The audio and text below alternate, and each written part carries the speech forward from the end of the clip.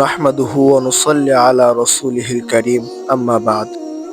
আমাদের বর্তমান সমাজের দিকে লক্ষ্য করলে দেখা যায় অনেকে শখ করে কুকুর পালন করে, আবার অনেকে বাড়ি পাহারা, ক্ষেত পাহারা ইত্যাদি জিনিস পাহারা দেওয়ার জন্য কুকুর পালন করে।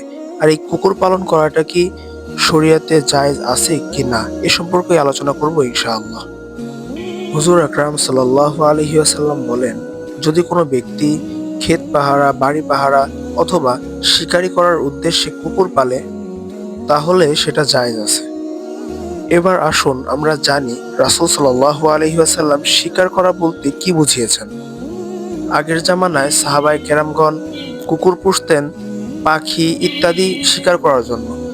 এই কুকুরগুলা পাখি অথবা মাছকে শিকার করত, কিন্তু ওই মাছ অথবা পাখিকে তারা খেত না। আর এই শিকার করাটা তাদেরকে প্রশিক্ষণের মাধ্যমে শেখানো হতো।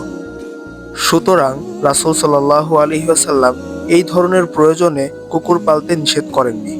তবে যদি কেউ কুকুর পালে শখ করে অথবা কুকুর দেখতে সুন্দর লাগে এই জন্য সে পালন করে, অথবা অহেতুক কোনো একটা কারণে সে কুকুর পালে, তাহলে এই কুকুর পালাটা হবে নাজায়েজ।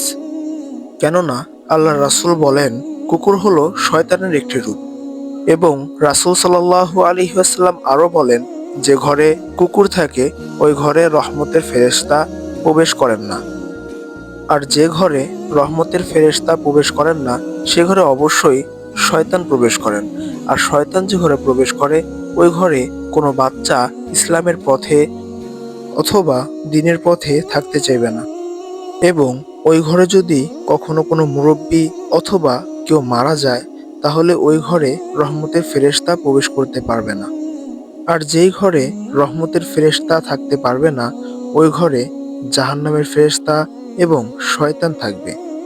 আর যে ঘরে জাহান্নামের ফেরেশতা এবং শয়তান থাকবে ওই ঘরের মৃত্যুশয্যায় সজ্জিত ব্যক্তি কালেমা পড়তে পারবে না। আর যদি কালেমা না পড়তে পারে তাহলে না জানি সে কাফের হয়েই মারা যাবে। আল্লাহ তাআলা আমাদের সকলকে এরকম ফিতনা থেকে হেফাজত করুন, আমিন।